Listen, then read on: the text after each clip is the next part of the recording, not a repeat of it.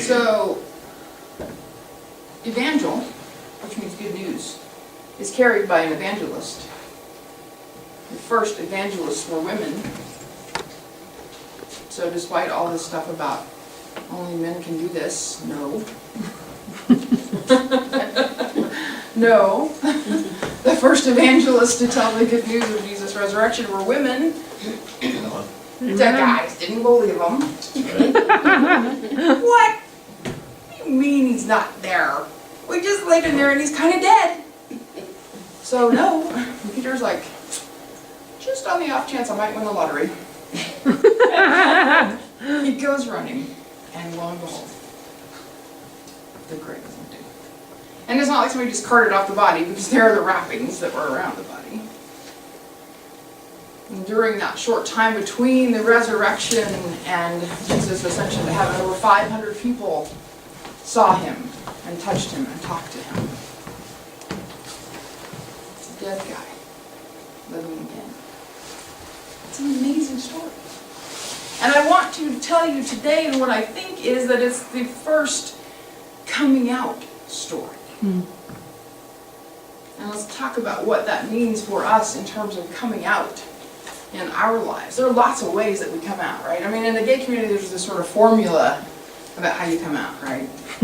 Discover it yourself and torture yourself. And you're like, okay, that's who I am. And then we come out to our friends. And we come out to our family. And to possibly the entire world. Some of us were born out. So that's kind of a different experience, right? But I want to tell you that I think the coming out story in Luke is for everybody. And that all of us, no matter who we are, have a coming out story to tell. And some of us are still in the midst of our coming out. So I want to challenge you today to think about where you are in terms of your own coming out.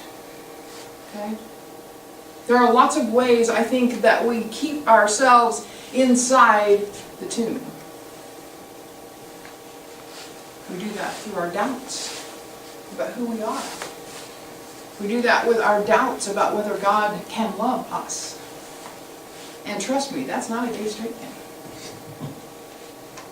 Most of the world doesn't get that God loves them. Not really. And I think the hardest part is that people who are in churches every Sunday, sometimes 3 times a week, struggle because they don't really know that God loves them. Because they're hearing messages over and over again about that you can't be good enough because you've got to be perfect somehow to come to God. And God's face palming. The whole point was you don't have to be perfect.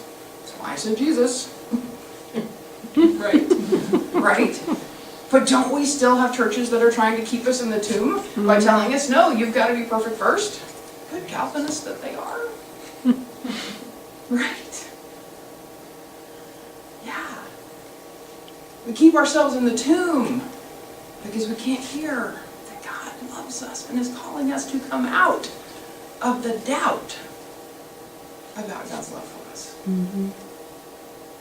We keep ourselves in the tomb. We don't come out because we're so caught up in what will people think. Oh my goodness, that's a bad one. That's a bad one in the West. I think it's worse in the West because we're so materialistic, right? What will people think if I don't drive the right car? What will people think if I don't live in the right neighborhood? Have the cool clothes? Go to the right school? What will people think if I don't meet some arbitrary standard of success that the world says is evidence that we're blessed? Right? Prosperity gospel people make me crazy. I'm like, if being rich is a sign of success, what does that say about Jesus who was homeless? Okay? That's right. There are industries built around this fake gospel. Oh, if you're just good enough, if you love God enough, you'll get the yacht and the lottery. And I'm like, no, there's a fishing boat on Galilee. made out of wood, not a yacht, right? But we're all caught up in what those outward signs are that we're blessed. And we forget that God's measure of success has nothing to do with ours. Okay? St. Francis, one of the most successful people in the world, because he told people about God's love and turned the world upside down, walked out of town naked because he had given up everything that he had, including his parents and his family's wealth. See, God's measure of success is not ours. But we keep ourselves locked in these tombs thinking we can't come out because somebody might see us for who we really are. That we're not successful according to the world's standards. And I say hooray, because the world's standards are upside down. People say if you want to be successful, you know, we should pay people what they're worth. If we were paying people what they were worth, women in Africa would be the richest people on the planet. No. Our ideas about success are keeping us in the tomb. And I think it's time we come out from that. Lots of ways that we keep ourselves locked away behind that stone. Don't anybody look in because I've got secrets. Secrets about how I feel. Secrets about who I love. Secrets about ways that I've hurt other people. And we hide in that tomb as though God can't see in there. Nobody will know. Oh, wait, there's this God thing. Okay. So, right? And we hide in there, and you know, the lights are out. You ever been in a cave where lights are out? We had this great experience. We went on vacation a few years ago. We went to DeSoto Caverns down in Alabama, which is its own. We go into the cave, and you know they have the big seating area there, and they're going to do the whole, we're going to turn on all the lights, and you'll see how dark it really is. That's great. We forgot that Sammy was wearing a glow-in-the-dark t-shirt. Animal track things on it, so like, yeah, it was dark, and everybody could see Sammy. But I've been on other tours of caves, so I know that when those lights go out, you literally cannot see your hand in front of your face. Yeah. It's dark.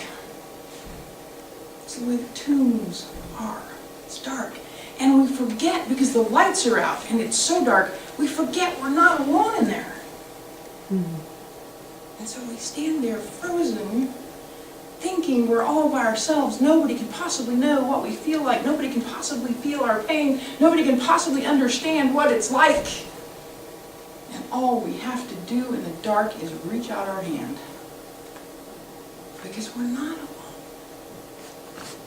We're surrounded by a bunch of people who feel the exact same way, who have the same fears, who have the same feelings, the same hopes and dreams, but we've closed ourselves off and said we're in the dark and it can't be this way for anybody else but me. And God pops the rock out of the front of the tomb, and there's light. And all we have to do is go toward it. And sometimes we do. And sometimes we're like, oh, that's too bright. Let's put the rock back. Don't we? Yeah. Don't we? Yeah, we do. You know we do. Come on in. It's all good. They saved you seat up front. So we keep ourselves inside the tomb sometimes, and sometimes even given that moment when it's like, oh, there's a way out, we're like, oh, no, that's too scary. I think I'll just stay right here. Sitting on my little stone bench in the dark. And Jesus says, come out. Come out. There's so many ways we lock ourselves inside the tomb. Sometimes we do that with substances.